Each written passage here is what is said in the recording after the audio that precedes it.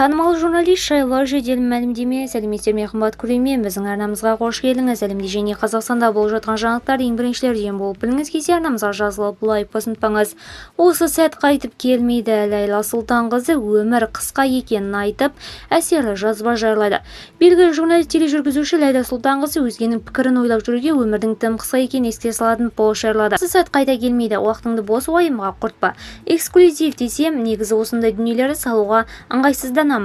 Жасыма сайма, ұят емес пе, өзгенің қытығына тимей ме деген сұрақтар мазалайтын. Бірақ бұлай қарап тұрсам, өмір менікі ғой. Осыдан түйетін ой пенденің емес, жаратқанның алдындағы абыройды бірінші орынға қойған әлде қайда дұрыс.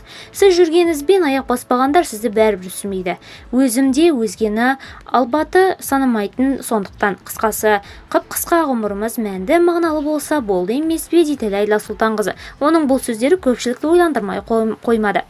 Керемет Ләйла ханым, не деген сұлулық, өте керемет сөздер деп жазды оқырмандар. Видеомыз кеңінен таралу үшін лайк басып жақындарыңызға таратуды ұмытпаңыз. Бізді бақылауды жалғастырыңыз.